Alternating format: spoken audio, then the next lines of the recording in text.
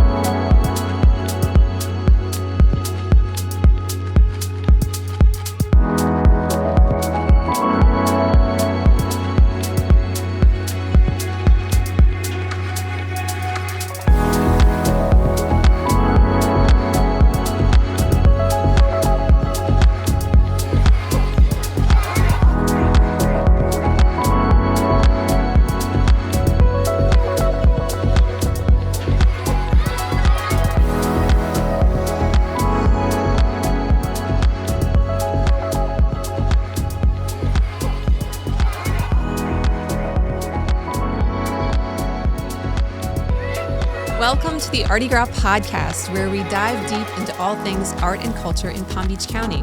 I'm your host, Sarah LaPierre, and I'm here today with not one, but two exciting guests. I am so glad to welcome these women from our local and nationally known museums. We have with us Rachel Gustafson from the Norton Museum of Art and Teresa Russo from the Boca Museum of Art. Ladies, thank you for being here. Thank you so much. Thanks for having us. So, I know we have a lot to discuss and dive into, and I'm very excited to get some behind-the-scenes talk of what goes into curating and educational programs in museums. But first, I would love to learn a little bit more about your individual backgrounds. So whoever wants to start, if you could give me just a little bit of career path and what position you're at today. Sure. You can go ahead first. Okay. I am at the in the education department with Claire Klum, who's the director of education. I'm the academic programs manager. How did I get here? Well, I have a PhD from the University of Toronto. I studied art and literature, medieval and Renaissance studies, and I taught there medieval studies, but also material culture and semiotics, which were courses that students who wanted to go to work in museums and become curators would take. But I also taught Dante and Chaucer literature and the art that developed from these powerful poems. And so that's what I did in Canada at the University of Toronto, Brock University, University of Guelph. And then I came here to work at the museum, where I'm working in education, teaching K-12, working with creating curriculum for K-12, and then also with university. And I created teaching materials for elementary while I was in university with my students. So we would take a poem and create it for a 4th or 5th grade classroom. And so that's where the curriculum building for elementary and high school comes from. Wow, what a beautiful, rich journey. I love that. It's incredible. Rachel, do you want to tell us a little bit about your background? Sure. So again, I'm Rachel Gustafson. I'm the Chief Curatorial and Research Officer at the Norton Museum of Art. I've been there for almost 10 years now, which is kind of hard to believe. And I started off as like a very junior entry-level curatorial staff member. And with the support of many mentors, have been able to kind of lead the department. So what does that mean? It means I get to curate wonderful exhibitions, but I work with a big group of curators to realize their individual creative visions. At the Norton, we have 5 collecting areas. So we have a curator in charge of each of those collecting areas, whether that's contemporary art or photography. And then before coming to the Norton, I had like a really different kind of career. I was in public relations, political communications in Tallahassee, Florida. And did that for about 6 years before I decided, you know what, I really preferred art history. That's what I studied in undergrad. I went, 2008 was a weird year. People were choosing economic decisions over following their heart because what jobs were out there at the time. Sure. So I pivoted back into art in 2015 and got my master's degree at American University in art history with a focus on contemporary art. And then worked at the National Museum for Women in the Art before coming to the Norton, I think in 2015. I really can't remember my years now, but it's been I will say there's never really one direct path into art, but if it's something that you love, you find your way in. Yeah, and find your way back in. And back sounds in, like, right? You can boomerang. So what are some of, in that position that you've been in for almost 10 years now, what are some of maybe the most significant projects that you've been able to be a part of? That's a great question because I've worked on so many. Like recently, I actually did like count up how many exhibitions I've like either supported or curated myself, and I'm getting close to 70 shows now, which is like incredible. an insane number. But one of the best ones that I remember is one that was like kind of more fully in my wheelhouse. I studied feminist art history at American University, and I got the opportunity to work on a show called For the Record, celebrating art by women at the Norton. It was almost all from our collection, which was an amazing thing to see. But the art was important, but the real work came from counting our acquisitions. How good were we doing acquiring art by women compared to other national institutes? And we found we were about 10 percentage points ahead of national collecting standards, while also showing just amazing work by artists who happened to gender identify as women. So it was like a research-based show, but also very an aesthetically charming show. And that was, I think, in the summer of 21, so it wasn't so long ago. Oh, nice. Yeah. Well, that's incredible. And that's affirming and exciting to hear that We're doing some good work. Yes, that women artists are being collected and sought after and brought into, big venues that have national and international audiences. Yeah, it was a very important show for the Norton, and I think it just showed that we've been doing this work for a long time. And it's something we'll continue to do with our Recognition of Art by Women series, which will be something we see in the future at the Norton. So more to come on that. Wonderful. Yeah. Nice. Okay, so Teresa, what about, I want to know what like a best day looks like for you in the educational department with the Boca Museum. Well, in the mornings, I'm in the galleries lecturing. I'm talking to young people or college students. Today, for instance, we had the medical students from FAU first year, and we were looking at portraits and discussing bedside manners and who these people are, cultural differences, ethnic backgrounds, languages, the different people that they might meet in their career. So in the morning, I'm down there in the galleries. I love being with the young children as well. And then in the afternoon, sometimes I'm doing a virtual tour of the museum to schools where they have a hard time coming to Boca Raton Museum, maybe because of busing or distance. And working with the art teachers. We have a program at morning where I'll spend an hour, and the docents as well will spend an hour with students in the galleries, and then they'll go to the studio to create art that might reflect something that we saw that day with the students. How excellent. That just sounds like a wonderful experience for people who get to come into the museum and see the art and then go reflect on it. Was there any moment today with the medical students that surprised you, or kind of somebody had a little insight?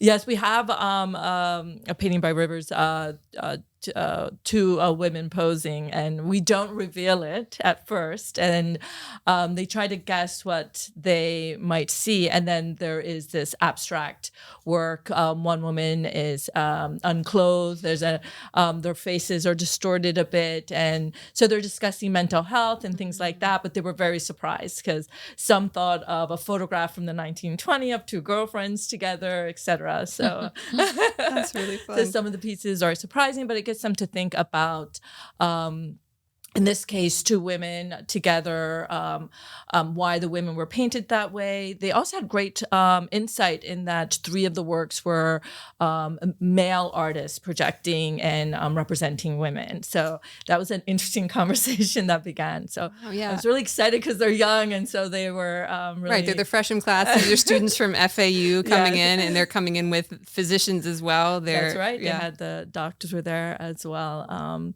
helping along with the discussions and talking about medical diagnosis. Yeah. Wow. That's a huge part of being just such a built-in fabric of the community that, you're educating on all of these areas. This is kind of going to be a question for both of you. What is it like for these cultural hubs to, be both drawing visitors and participants from community and from national audiences? How is that balance?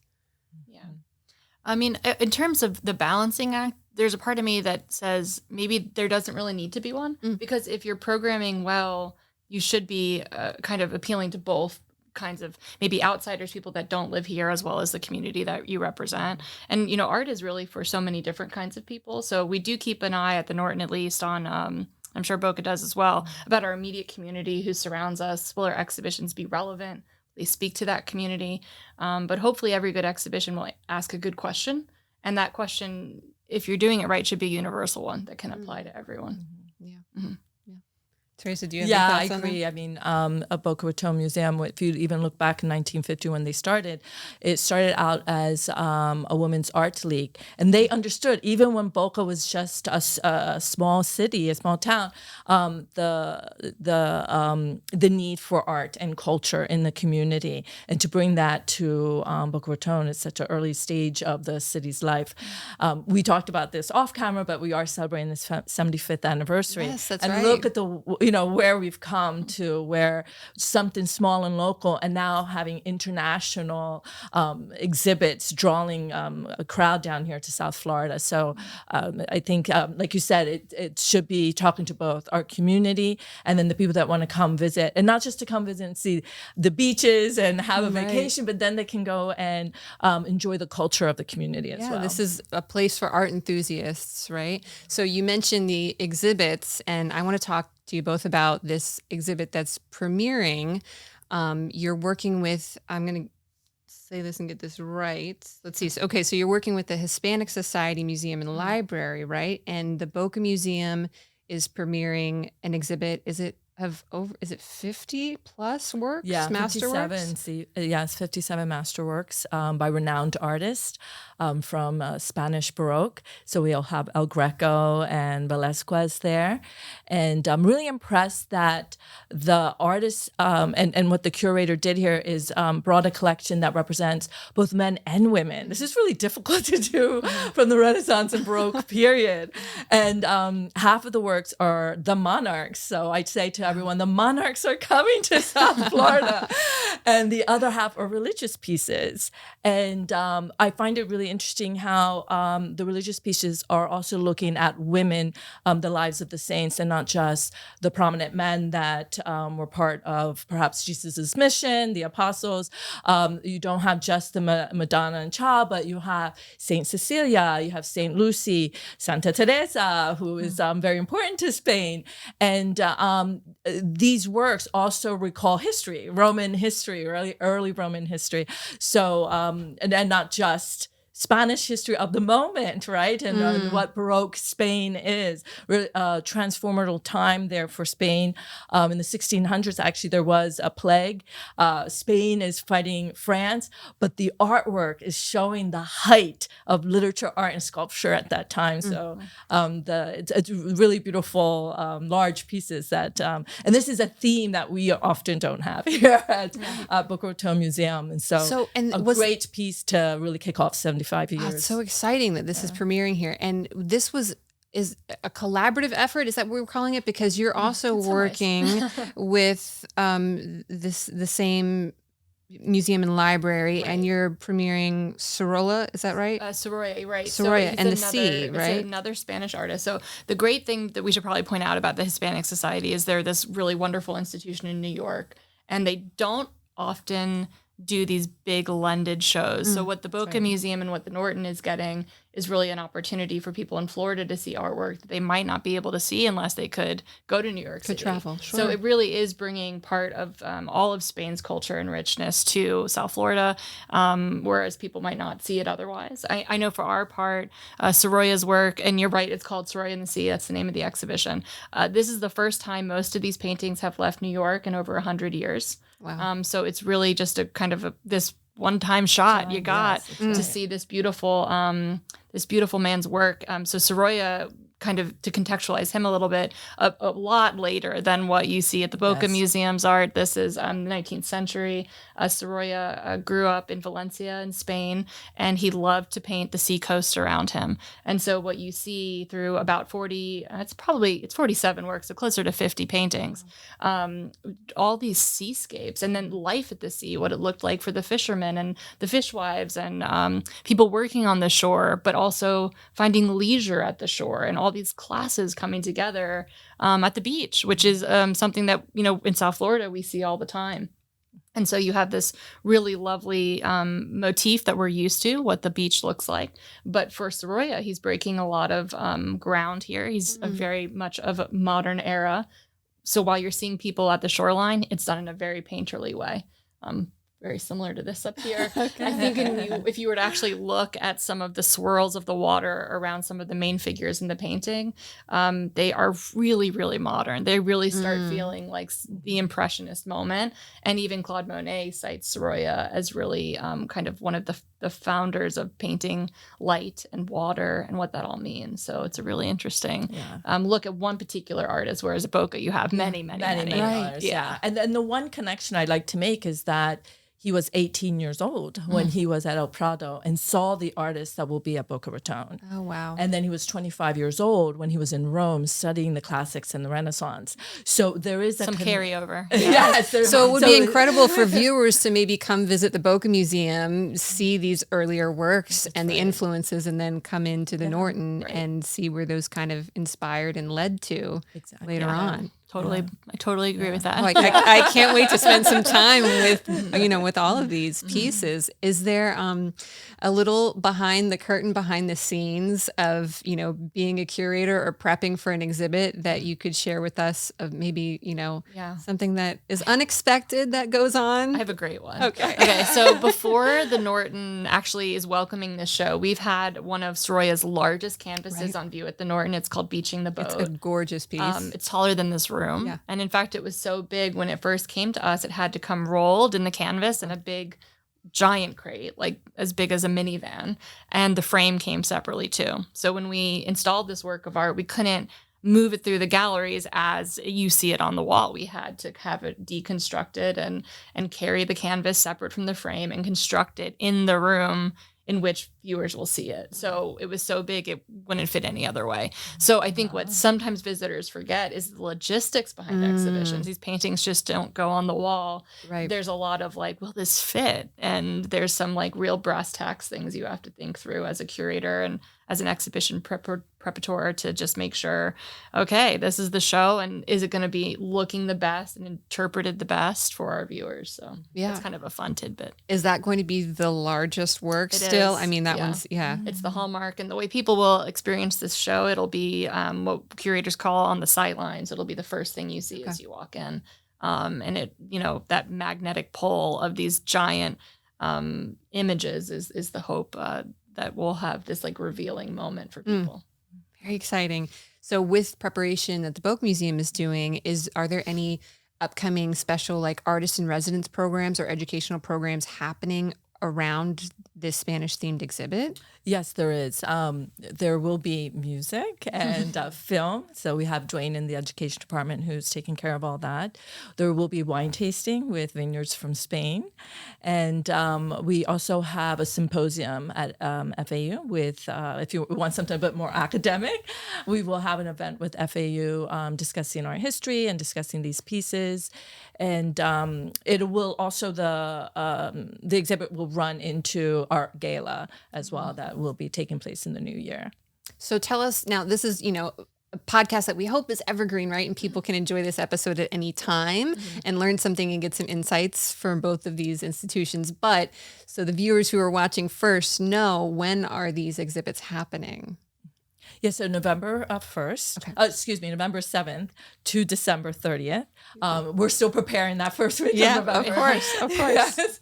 And so, our celebration of 75th anniversary will start in the new year in 2025. And it's also, I have to mention, 100 years for... It's the centennial. City of Boca. Right. Yes, so, our executive director, Urban Lippman, thought this would be a great collection to really celebrate the city as well because of the connections to Spain.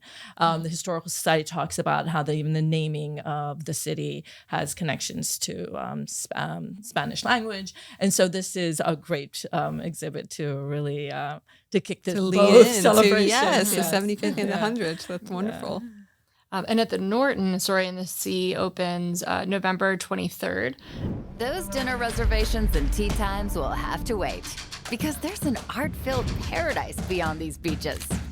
A mecca of masterpieces. Spectacular sights by day and night. A cultural capital that's calling your name.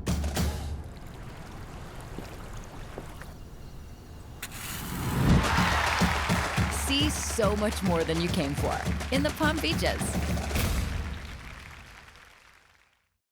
And it will run through the new year into March 16th, so through the spring.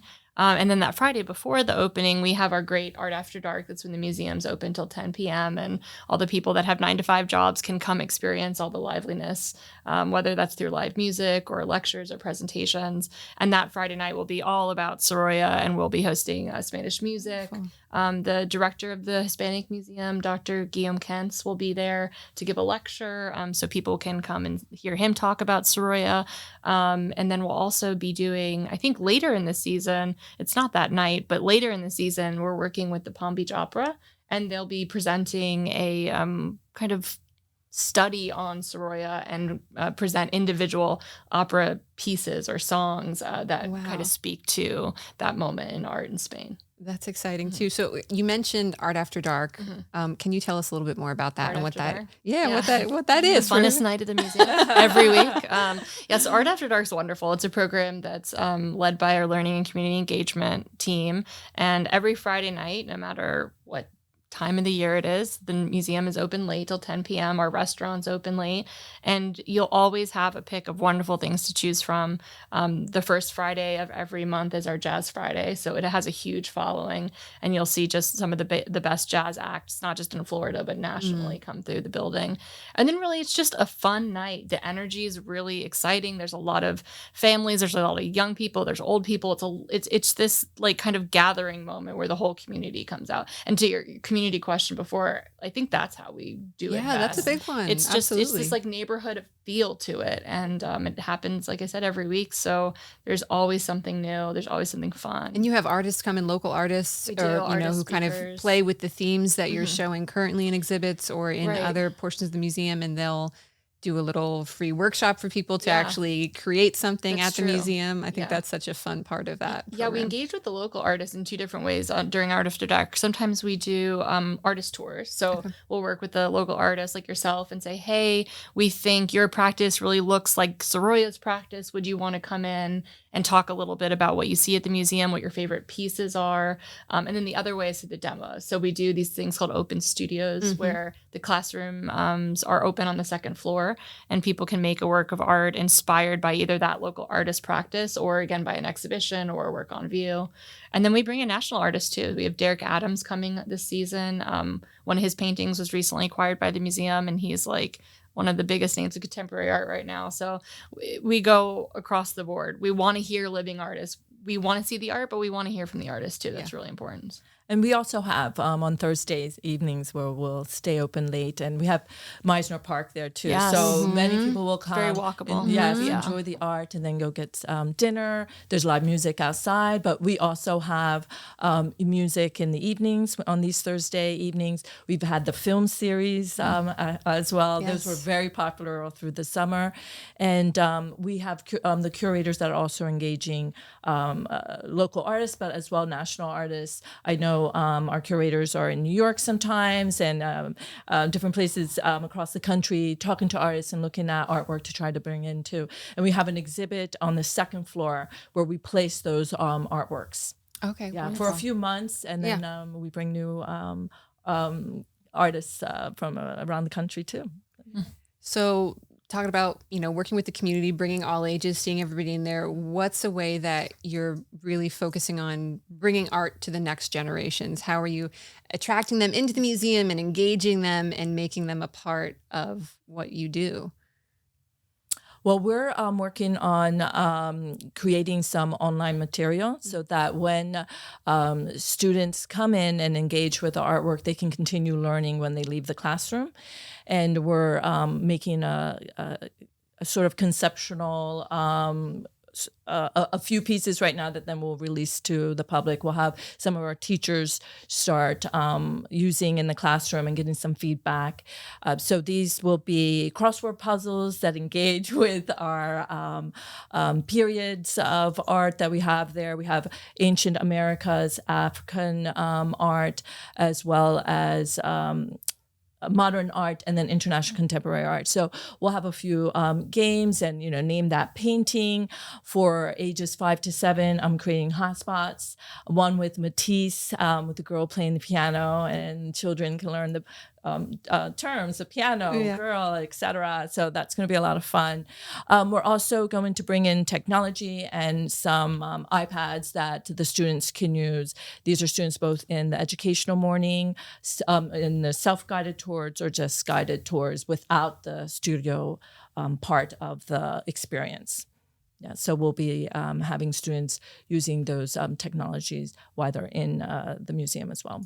Nice. And last time I actually visited Norton, I got to go upstairs and I saw where there was just the student exhibitions, yes. artwork all over the walls, and amazing. It made my heart so happy. I was just delighted to see it. Yeah. Can you tell me more about how that ended up there? I'd love to. I mean, it's one of the best. I feel like LC. So I'm in curatorial, and so part of our job is like interpreting and exhibiting the art. But I gotta say, I think my colleagues in the Learning and Community Engagement Department have a much bigger impact because they do engage with these young students and young families. And upstairs in the Martin Gallery, that's what you're referencing, we show 2 exhibitions a year. One is with the students throughout the Palm Beach County school system. So it is our LCE department working with artists, like art teachers throughout the county, and introducing them to one of our exhibitions. Okay. And then those art teachers go to their classrooms and they encourage their students to make a work of art that could then be on view at the Norton, inspired by that show.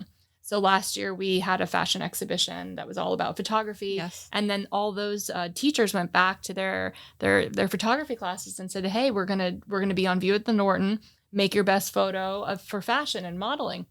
His students came back with amazing examples. Now, not all of them are selected. There is a review process, and the best of the best are put on the walls.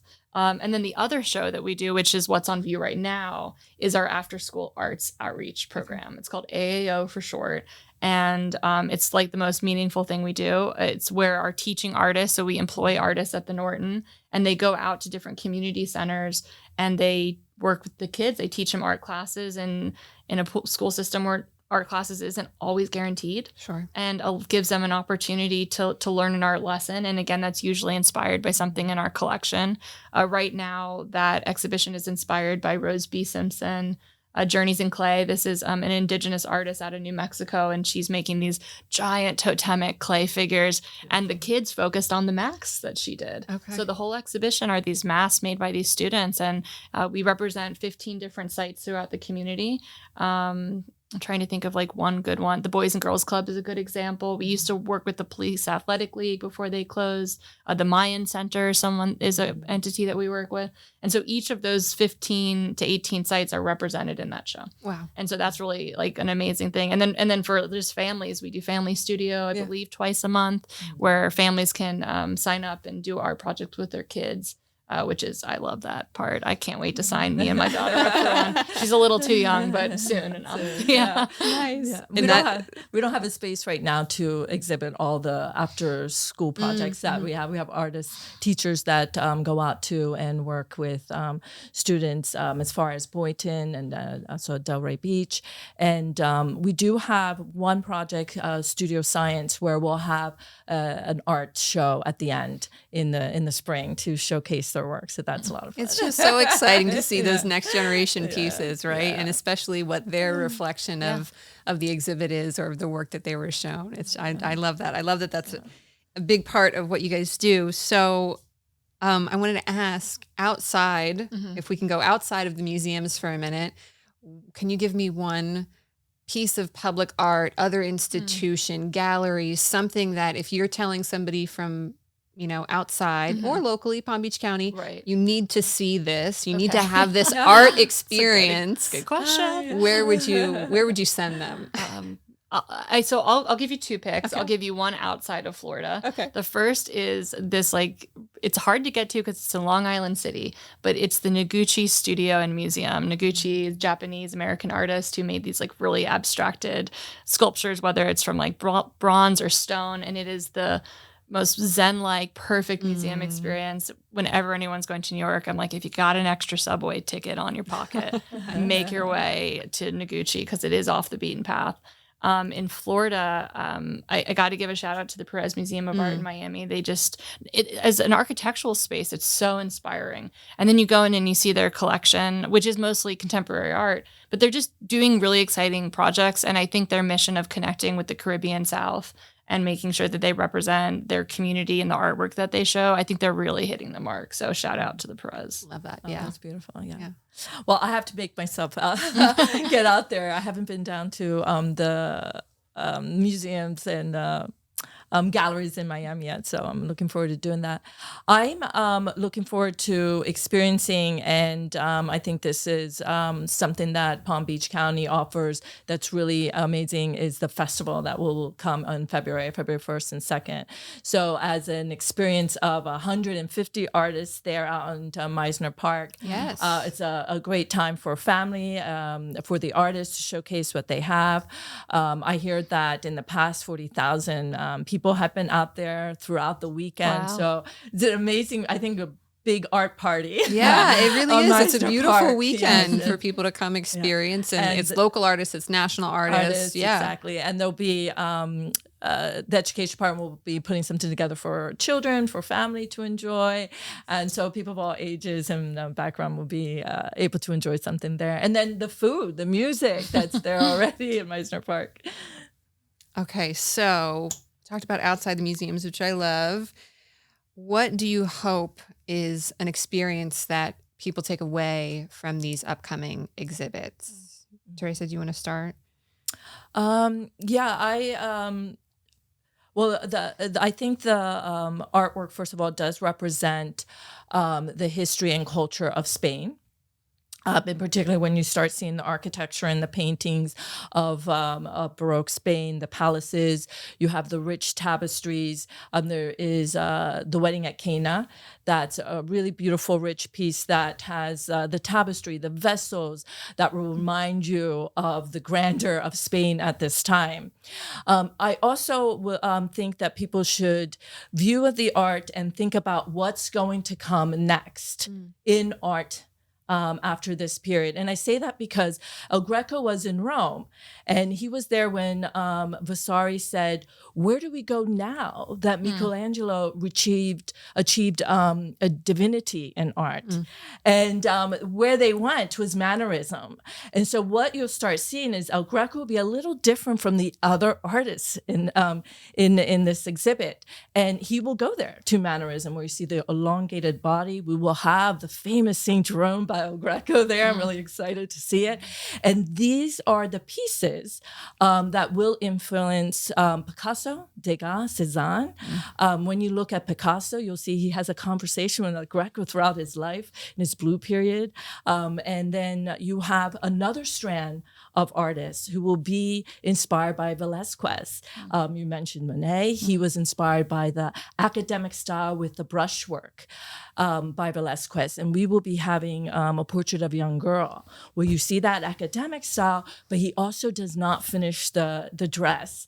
And many art historians talk about how that will free Monet. And so think about where art goes after this. And then one of my favorites, I haven't mentioned yet, the still life pieces. They're hyper-realistic still life pieces. These artists wanted a bird to come down and pick the grape off their canvas. They wanted to trick you, right? To deceive you. Well, where does that go? By 1929, you have Magritte, who talks about the treachery of images. And he has this piece of a pipe. And what's the title? This is not a pipe. So I when I look at the still life, I think of where it goes later, right? And the conversations that the artist must be having. This is where modern art will come from, I think, right? So I want people to go through and think about that. And then when you leave that exhibit, there are other pieces in our gallery where you can see that. There'll be a legacy exhibit where you'll see our Picassos. So you'll be able to reflect on that. There'll be a modern piece of Don Quixote on the second floor by Pacton. It's on extended loan. Well, that book, Don Quixote, was published in 1605 during this time of Baroque Spain. So some of the poetry and the writing and the art of that time period, you'll still see in modern contemporary art. Oh, these are wonderful connections. I love it. This experience is going to just be such a full one. I can't wait. And then at the Norton, I'd say the experience for people to take away when they're leaving Soroya in the Sea is looking at his technique, because he really is taking his palette and his paint and his canvases outside. He's painting in plein air or outside while he's doing a lot of these seascapes. And for a community that is basically on the beach, in West Palm, we're just right across the intercoastal from the Atlantic coast, just remembering to slow down, look around, use nature as a point of inspiration, whether that's in your daily life physically or creatively or mentally, just taking some time to slow down and look, because this exhibition is really a feast for your eyes. So I'd encourage everyone to just take a beat, take a minute. There's a lot going on out there. Look closely, look deeply. And just enjoy where your feet are in the moment. Yeah. And then if you think you've seen a lot of Madonnas and Childs, I mean, really, I take what you just said to really stop a moment. There's a piece by De Morales where when you look closely, he actually places the alignment of the stars when Jesus was born. And this was published by a philosopher in 1554. And so he takes that and he places it there. And then when you look down into the hands of this other figure that art historians haven't been able to identify, you see these eggs in a basket. And in Christian art, that sometimes represents the resurrection, fertility. It represents the tomb. And when you look even closer, Jesus is wrapped in a shroud. I've never seen in Italian art where baby Jesus is wrapped in a shroud, and that is what Jesus will be wrapped when he's buried in the tomb. So here you have this artist not just presenting the Madonna and Child, but giving you signs and symbols to the birth and death of Jesus. It's quite fascinating. So like you said, take the time to really look. And these artists left codes, right? They left signs in them that they were talking also to their audience too, right? So I think they're fabulous pieces in that way. Wonderful. Okay, so I just have two quick questions left. And one of them was if each of you could give a piece of advice to somebody who is looking to be in maybe a curatorial position in their future or in a place of education at an arts institution, what advice could you give? I think from my perspective, I shared a little bit about my career path before, is it's never too late to change gears. If something isn't fitting you right or doesn't fit who you think you are, what your value system is, it is never too late to make the switch. It's never too late to go back to school. And I think when your passion is in it, you're going to put in the long hours, kids. To be a curator, there's no question about it. You're working well over those 40 hours a week, but you're doing it because you can see the impact. And all of that makes the difference. And I will say, when you work for a museum, you're a public servant. And I think that's not spoken about a lot. But as much as a teacher or a firefighter is a public servant, so are curators and so are educators. We're out there making sure that the public has more to them, more access to things that they wouldn't have access to otherwise, and kind of, giving it a playing field to be explored. So that would be my advice. Like, know that there's going to be a lot of work, but know that it's never too late to go on the path that you see for yourself. That's an excellent perspective. That's wonderful. Yeah. I tell young people to perhaps also do some community outreach. I volunteered at the National Gallery of Art in DC. I would walk by that Da Vinci every time I was there volunteering, because I knew all his work was in Europe, and here we had the one Da Vinci in the United States. And it was at that time when I was an undergraduate. I was actually in the social sciences, studying political science. And there was this one professor who always said to me, "You have to study the Divine Comedy with me. You're Italian." So finally, my junior year, I did. And I started backwards. I started with the Paradiso and not the Inferno. Loved it and switched to literature and art. So, take the maybe advice of professors who are asking you to explore the humanities, right? To explore the humanities, understand that they can provide professional development skills for you in the workplace. Empathy, but also written oral communication skills.